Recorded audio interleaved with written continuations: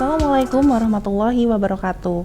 Bertemu lagi dengan Ibu Aida Royhana Zuhro. Pada kesempatan ini, Ibu akan membersamai Ananda semua pada mata pelajaran Prakarya dan Kewirausahaan kelas 11. Oke, melanjutkan pertemuan sebelumnya yang membahas tentang ide dan peluang usaha dari kerajinan bahan limbah.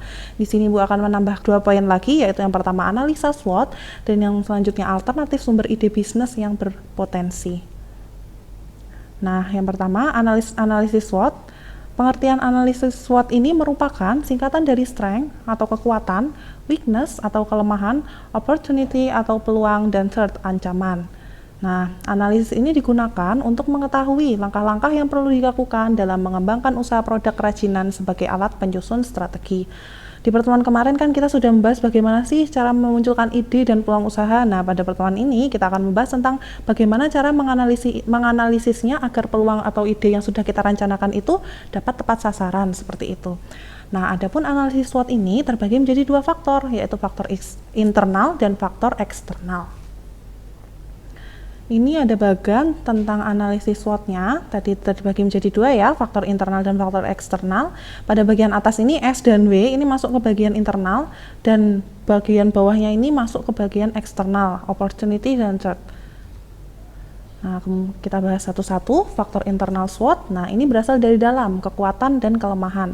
Keduanya akan berdampak lebih baik dalam sebuah pengembangan jika kekuatannya itu lebih besar dibandingkan kelemahannya. Jadi dengan demikian kekuatan internal yang maksimum jelas akan memberikan pengembangan usaha yang jauh lebih baik. Kemudian faktor eksternal SWOT yang berupa ancaman dan peluang. Ini merupakan faktor dari luar entitas, di mana faktor ini tidak secara langsung terlibat pada pengembangan usaha. Adanya peluang serta ancaman akan memberikan data yang harus dimasukkan pengembang usaha sehingga menghasilkan strategi untuk menghadapinya. Nah, ini contoh analisa SWOT kerajinan bingkai foto dari daun kering. Nah, di sini kan ada 4 poin yang tadi, kekuatannya berupa bahan mudah didapat atau harga bahan baku murah. Nah, kemudian kelemahannya daun mudah sobek atau pecah, pengeringan daun tergantung cuaca dan sebagainya. Kemudian peluangnya, pada tahun 2020 desain kerajinan plastik diminati, terutama untuk tren acara resepsi. Terus pada tahun 2020 gayanya juga sederhana, cenderung nature, jadi tren pernikahan. Kemudian ancamannya, ketersediaan berbagai limbah daerah ini sangat banyak, dan sehingga muncul resiko pesaing yang membuat produk sejenis, dan banyak juga wirausaha kreatif lain di luar sana, baik berbahan baku daun atau enggak. Nah, dari contoh analisa ini kan jadi sudah ada gambaran sedikit ya terkait bagaimana sih menganalisa sebuah produk kerajinan itu yang mau kita buat sebagai usaha kayak gitu. Nah, ini juga menganalisis ini juga perlu dengan kayak mencari tahu atau menggali lagi kira-kira yang mau kita bidik apa, kemudian produk kita itu apakah tepat ke sana atau enggak. Nah, ini bisa dibantu dengan menggunakan analisa SWOT. Nah, ini Bu akan menjelaskan lagi secara detail. Tadi kan yang di slide sebelumnya ini sudah menjelaskan contoh analisa SWOT secara ringkasnya ya. Kemudian di sini akan Ibu bedah lagi, dari analisa itu digunakan untuk membuat strategi yang mau kita buat sesuai dengan peluang yang sekiranya mungkin ada. Contohnya yang tadi misalnya faktor internal. Yang strength tadi bahan mudah didapat, daun, kering, kayu bekas, dan harga bahan baku itu murah. Nah, di situ opportunity-nya atau peluangnya itu pada tahun 2020 desain kerajinan plastik diminati, terutama untuk tren acara resepsi. Nah, dari strength dan opportunity ini kita bikin strategi. Kalau yang strength tadi kan faktor internal dari kita, dari perusahaan kita atau dari usaha yang mau kita bangun, opportunity itu kita membaca lingkungan. Apakah peluang itu tuh ada di situ? Nah, dari 2 poin ini kita masuk ke strategi SO. Ini kita baca yang Ibu kasih tanda S1O1. Ini Ibu mau membuat kayak rencana untuk mengenalkan produk tersebut.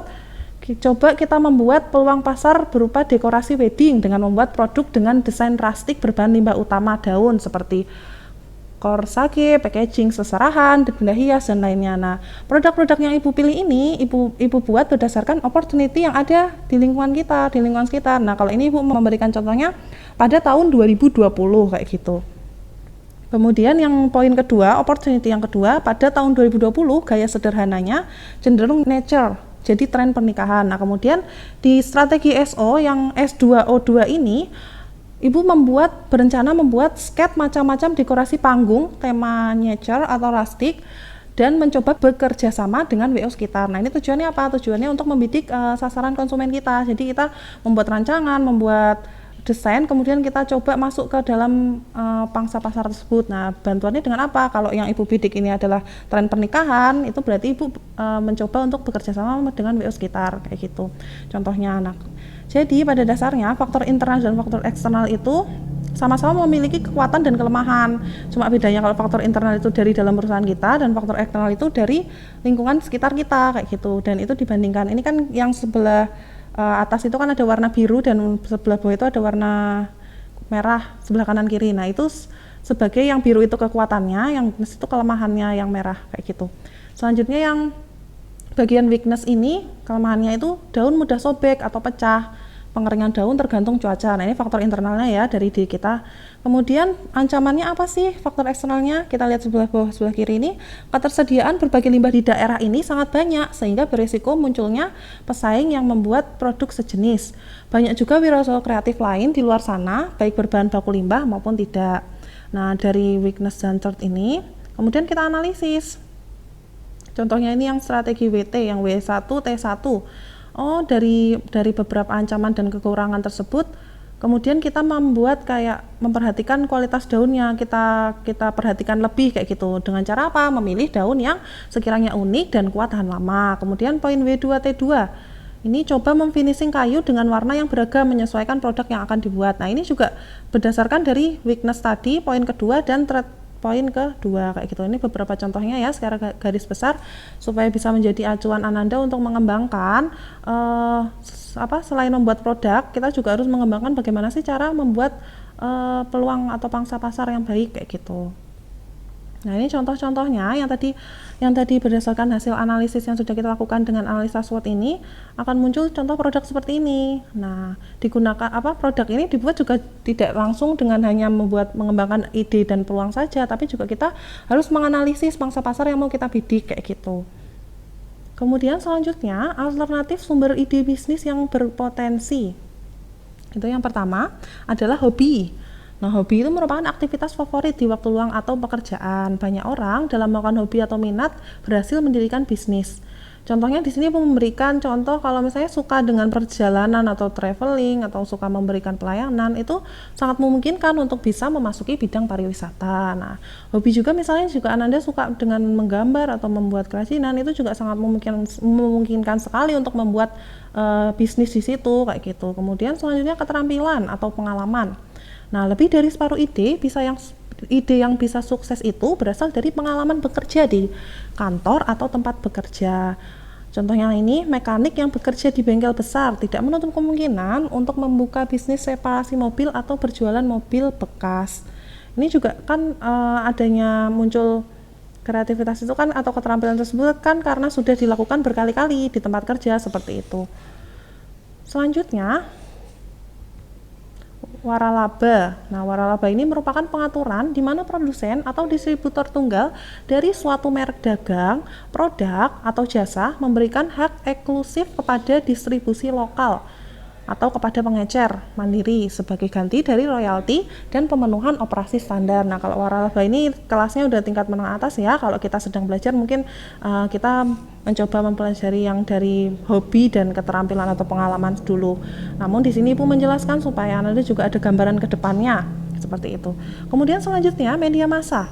Media massa ini merupakan sumber informasi, ide, bahkan peluang yang besar. Karena apa? Karena sekarang kan sudah zamannya revolusi industri 5.0 ya.